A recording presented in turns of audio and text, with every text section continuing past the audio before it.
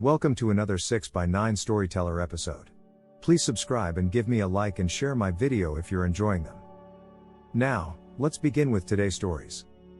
Entitled Grandmother Thinks She's Entitled to My Time Despite Verbal Abuse Every Visit.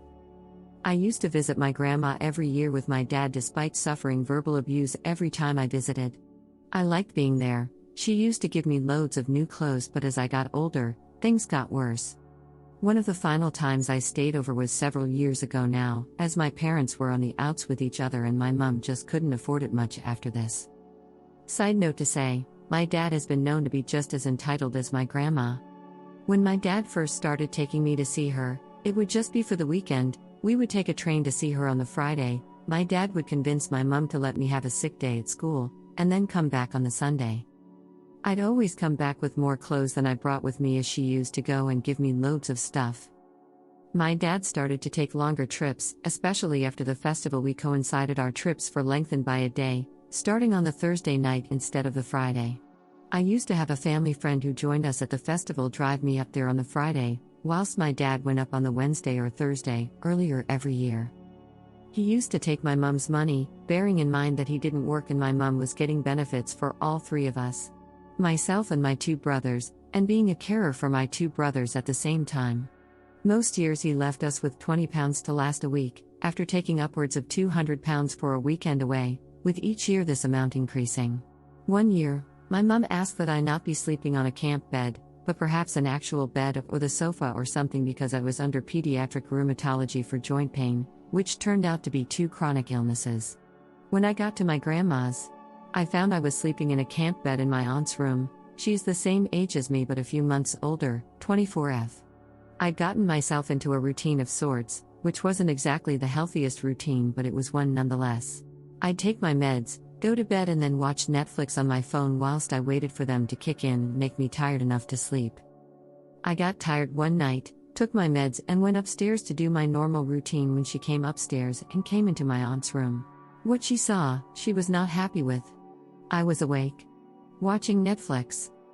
My God, did she flip out. Because of the festival, my grandma often opened her home to travelers and friends who stayed at hers, most of the time indulging in her cooking a full English breakfast, but with all the Scottish fixings too. However, this also meant socializing late at night as well, after the festival evening had finished, but it also meant that most of the adults were drunk. I cannot remember exact dialogue as this year several years ago, but this is the rough gist of it. Grandma flipped out, shouting at me and telling me that if I was awake enough to be watching Netflix on my phone, then I was awake enough to be downstairs with her guests, instead of being rude upstairs like I was. I calmly explained that I was just following my nightly routine and that the next night I would be fine as it was a weekend, but as it was usually a school night currently, I got tired around this time and had my routine. She did not accept this and carried on her tirade, telling me I was rude and horrible for ignoring her guests.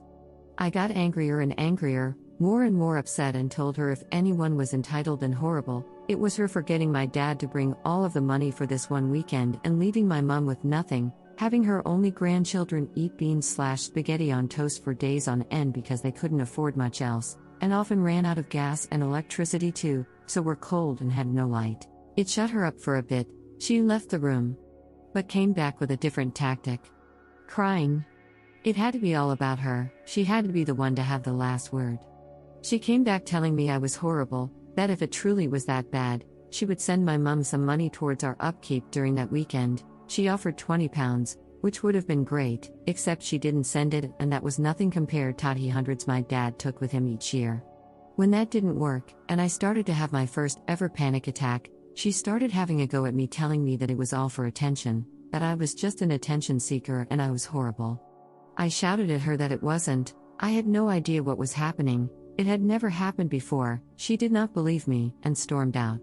She finally went away when my aunt came to bed. Yes, this had been going on that long, but not before making sure my aunt was annoyed with me for making her mum cry and for pulling a stunt like this. It must have gone on for at least an hour, her getting angry at me for ignoring her guests and being antisocial while she yelled at me and ignored her guests. I've been Elsie for years now. I barely speak to her, but every single time I do go and see her, the abuse starts on why I don't talk to her, why am I so horrible to her, and she makes me cry every single time.